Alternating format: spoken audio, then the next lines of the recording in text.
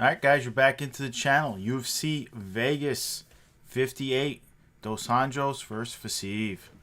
This is going to be a great little fight there, boy. First, let's say thank you to our sponsor, Tampa Bless, Home Team Do Good, TampaBless.com for more information on that. But let's get right into the fights. We get a lightweight battle right here. This could kind of propel Fasiv way closer to the top here. You got Rafael Dos Anjos, ranked number 7. He's 31-13. He's 27 years old, and he's a plus 180 underdog. He's going up against Rafael Fasiv, ranked 10, 29 years old. He's 11-1, and he's the minus 210 favorite. He's on a 5-fight winning streak, beating Brad Riddell, Bobby Green, and his only loss is Magomed Mustaev in 2019.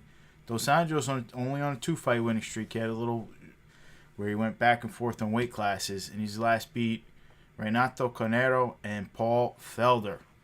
Tom, Dos Anjos has done it all. Been there, done that. 37 years old. How much more does he have left in the tank?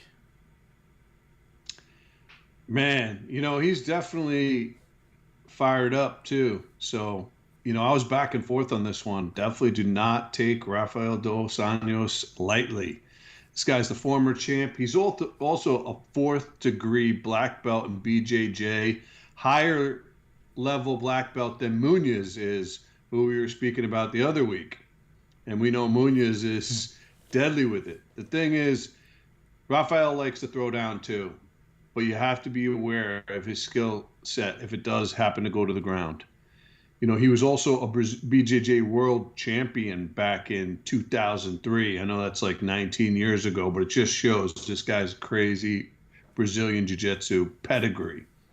He's fought most of the top guys over the years, man. He's lost some. Most losses, though, were to pretty big names and also by decision, most of them. Not all, but most. He's got that Muay Thai also training, which kind of lines up with Fasiv because he's got Muay Thai as well.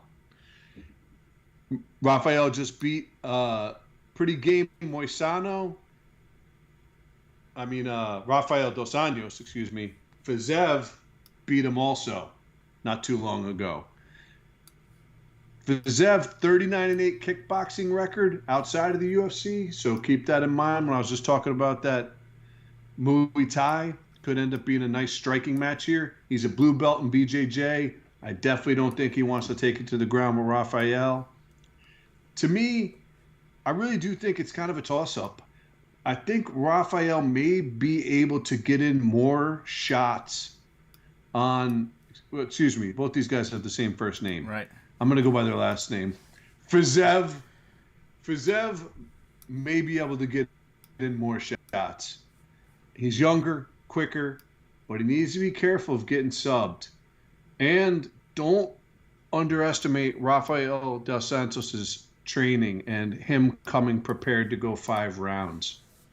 You got to take advantage of your youth and try to get yourself enough strikes in there. And, he's very elusive too, Fasiv.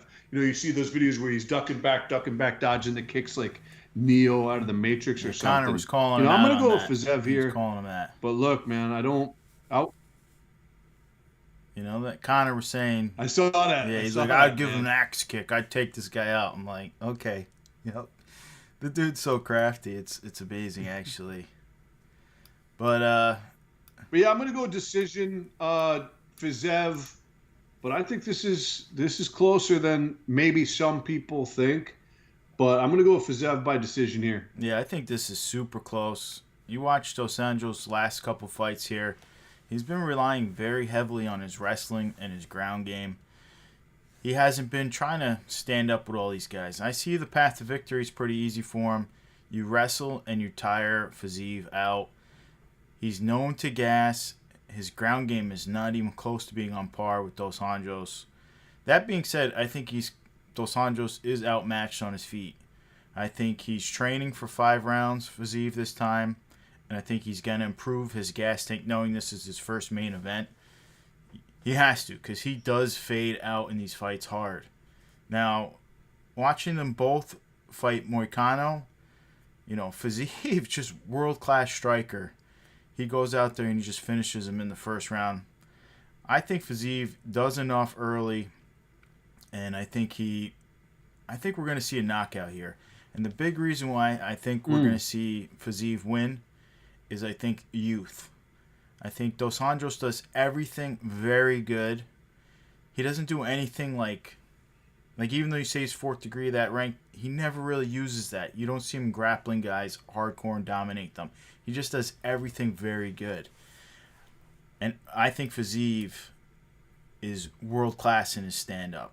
I think that's going to be the problem. If he gets some of those hands on you, at 37, Dos Anjos, how many more pops can he really take? You just don't know. That's where I see the difference. I see the youthfulness of Fiziev carrying him through this fight. I could easily see a 5-round decision Fiziev.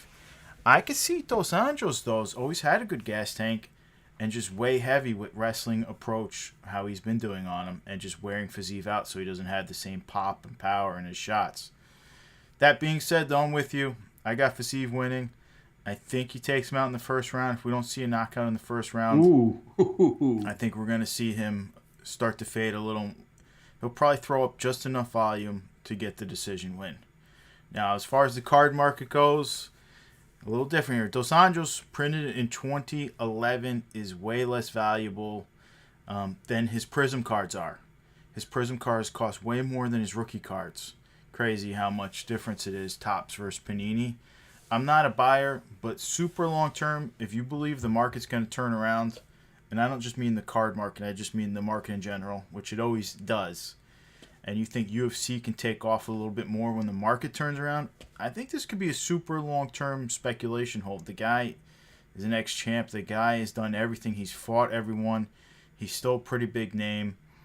He's a little quiet. He doesn't garner huge fanfare, but I like him as a long-term play, potentially turning around just because he's just that talented. He's got all the accolades. Now, Fiziev, I'm going to tell you, you're probably going to be surprised with my answer here. Fiziev just got put into 2022. We just don't know how far he can climb. The competition really starts to step up once you enter that top 5 in the lightweight division. And there's just a little bit too many unknowns for me at the moment. His cardio, his wrestling, just so on. You're going up against Islam Makhachev. The guy just is at another level wrestling. Can he contend with those kind of takedowns? You're going up against Charles, who can do everything. You're going up against guys who have the cardio that are big, like Chandler. Once you reach that pinnacle, which he's going to, I think the guy can go there and potentially win, but we just don't know. Big fan. He's a pure spec play, but I can't give him the full-out buy rating at the moment on my man Fiziev. Even though I'm a huge fan, I could be buying him just because I'm a fan, but can't give it to him. I got to see him go against those top 5 guys. And we'll see a little bit more this weekend, see how he does. But I think he can get the finish here. All right, moving right on. We got the middleweights. We got Chao Barallo, 29 years old, 11-1, minus 230 favorite. And he's coming off that win of Omar Gadzi. And his last and only loss was in 2015 for Chao. He's going up against another guy. This is Superman, Armen Petrosian, 31 years old, 7-1, plus 195 underdog. I don't think that's fair for Armen. And he last beat Gregory Rodriguez in a split decision war. That fight was crazy. Good fight. Yes. Tom, I mean, there's not a ton of tape on these guys inside the UFC, but both guys look very sharp in their UFC fights. How would you pick this one here? And both of them are similar, close in age. Chao's 29, Armen 31.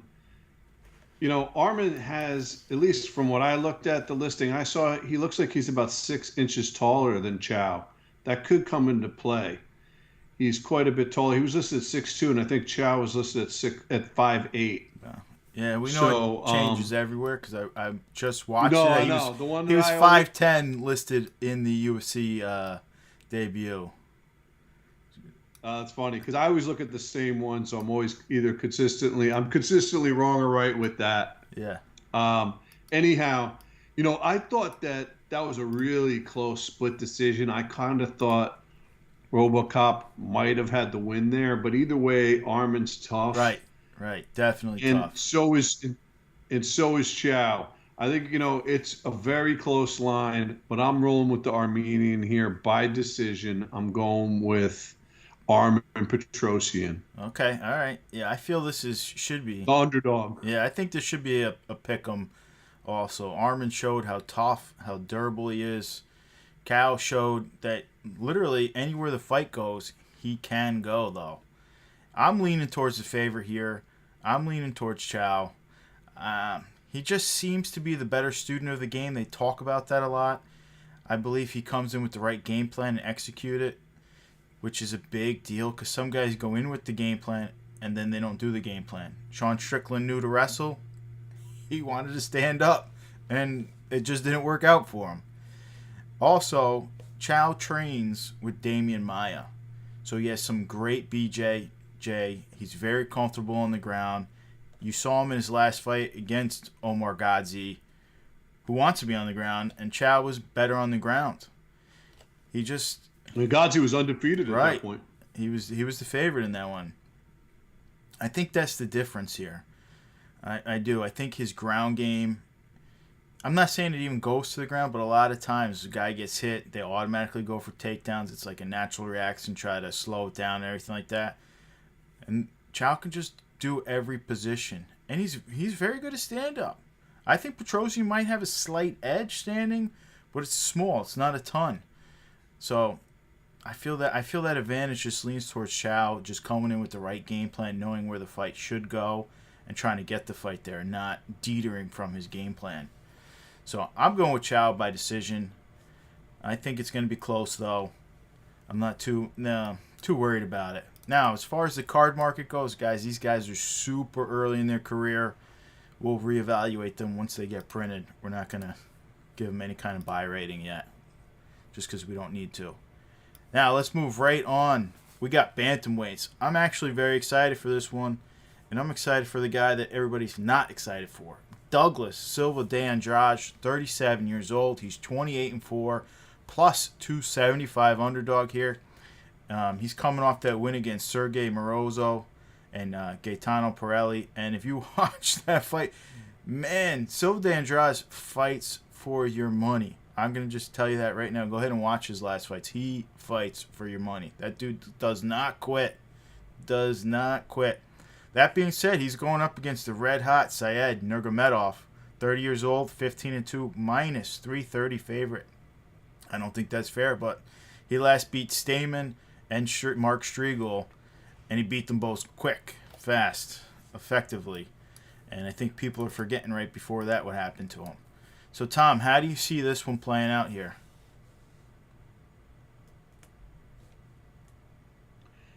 Look, man, Douglas, he subbed a game Morozov, and he subbed back in 2017. He also subbed Rob Font. Saeed, on the other side, he had a quick sub of Cody Stamen in January, but I think Stamen at that point was really mentally not at his best. You saw Stamen in the most recent victory. I feel like now he's back, and now he's much more of a problem if someone's going to fight him than he was before that. It's a tough call, man. Both these guys can strike and sub. But I'm going to go with Douglas Silva de Andrade by decision. I think his age may play a factor come the third round because Saeed can start to grapple there with you as well. But I'm rolling with Douglas here by decision. So, yeah, I know people are going to be all over Syed, and I think he's the right choice. But I think this fight is going to be very close, and I think it's going to look very similar to when Syed Nurmagomedov faced Hony Barcelos. People forget that one because it was, the last two fights were just so dynamic. You're not looking at his last loss. But his last loss, Barcelos, is very similar to De Andrade. Just you're not just getting him out there with one shot. Got superpower you got to be careful of. Can pretty much go where the fight goes. And I think he's much more of a test than, say, Stamen, the wrestler. Stamen's not really throwing hands with anybody. Andrade is throwing hands with people. Yeah, he's like a little pit bull out there. I agree.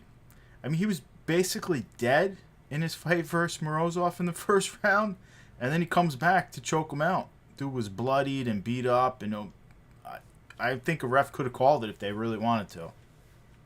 My only concern here is the same concern I had with Dos Anjos.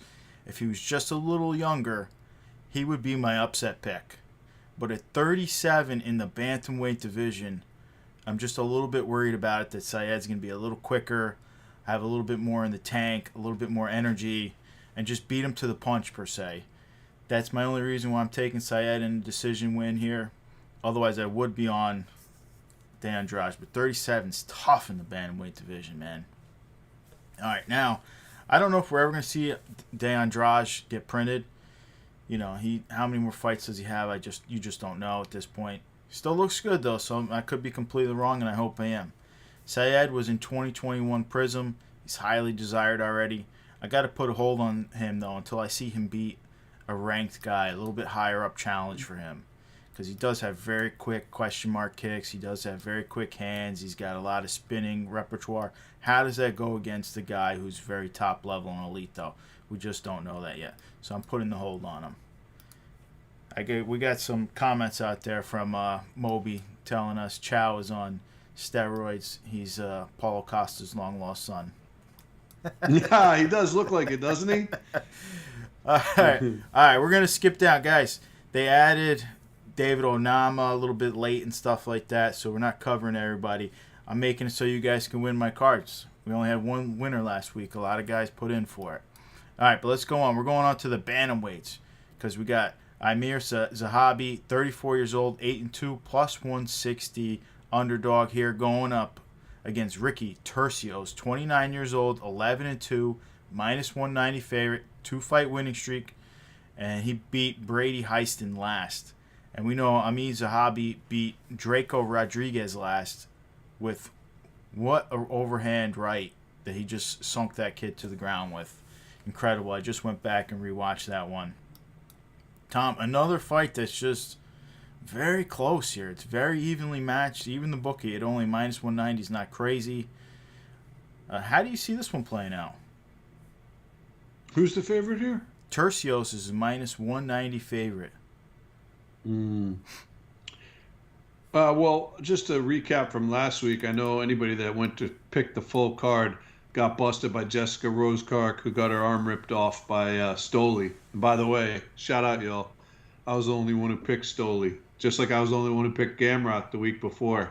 Psh, throw him up.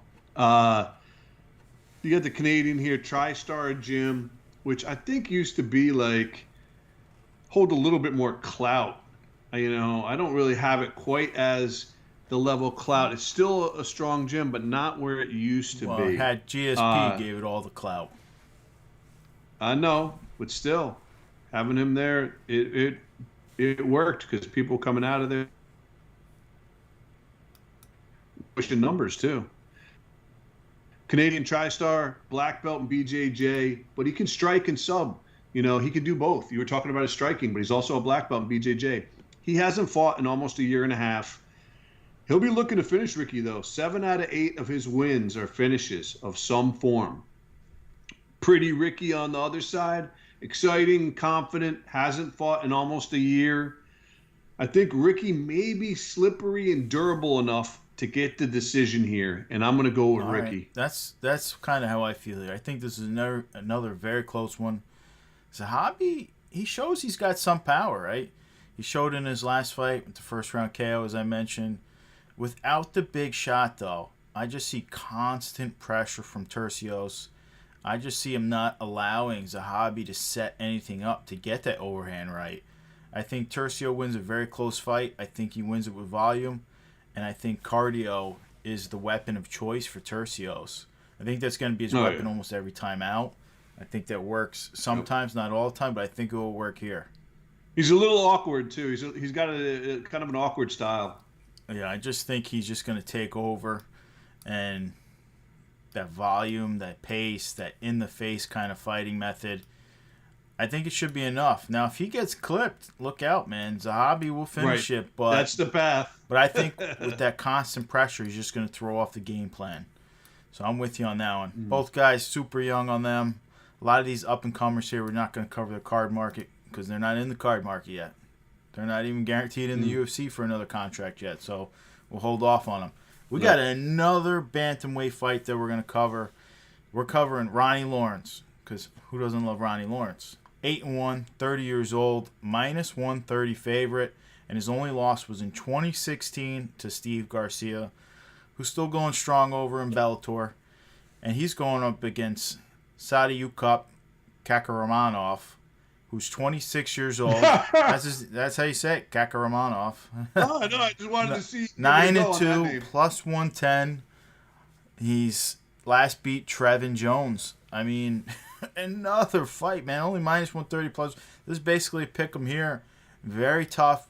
You know what it is? These guys don't have a ton of high-level fights under their belt, and you didn't see them win the few guys that they did fight that were up-and-comers. That's the problem. So it's very tough to get a very good read on them when they're going up against someone so high-level again at this part in their career.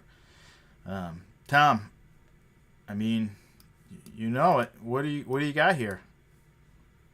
Yeah, it's a close one. I don't know if you mentioned it just now. I didn't hear you say it, but Saeed back in 2018 actually lost a decision to Umar, Khabib's cousin. So he's definitely been up against some stout competition, and it wasn't like he got finished. He lost in a decision.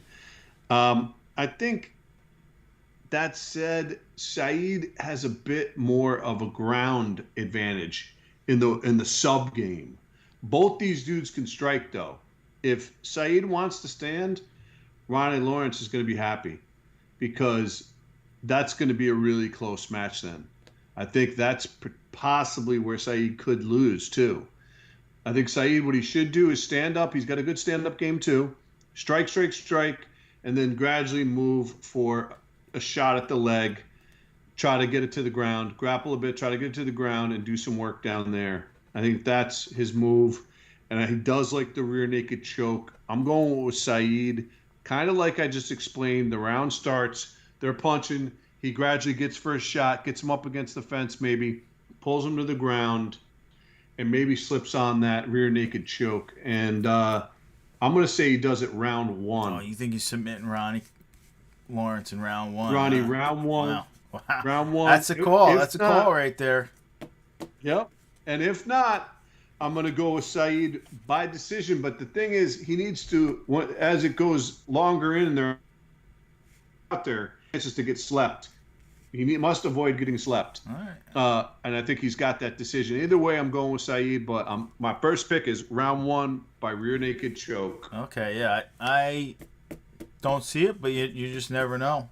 Honestly, I went back. I've been watching these guys' old fights. Still seems very close. Pick them. Just like in the last fight, how I think Kurt Tercios is a cardio machine, I think Ronnie Lawrence is a cardio machine. He showed us he's not just cardio. He's got a good chin. He's not going to quit on you. I think Kakramanov has a little bit of a size advantage. I think Lawrence is going to be the one who does the wrestling, though. I think he's going to use it. And it's not even that I think he's going to submit him. I think he's just going to look to take down, let the guy up. Just gas tank. Work the guy, make him fight off, knowing he can go all 3 rounds just full pace, whereas a lot of other guys are going to have a hard time dealing with that. I mean, if he has a proper weight cut, we'll see Kakramanov. But Ronnie Lawrence is one of those guys like Tercios, just constant in your face, just constant pressure. Gas tank's the weapon. And we know gas tank the weapon even works in a lot of high-level fights. If the other guys don't have it, that's how Marvin Vettori wins a lot of fights. Just so wrestle-heavy, non-stop, all day. Not always exciting, but it works a lot. I think we see a decision incoming. I think Ronnie Lawrence edges him out in the decision. And I think we might see both these guys get printed in the near future here. We don't have to evaluate them. There's nothing to evaluate. But we'll see how it goes. But guys, that's it. I'm giving you guys a shot this week. We're not going to pick up everything. I just want to say I think David Onama coming out of the Krause camp. I think Krause is one of the top coaches. I think that'd be your guy right there. Like I said, we would have covered it. Just a little late for us. Added to the card. I do like him, though. And also, yeah, guys, we'll hit up a new lineup for Win My Cards. See you later.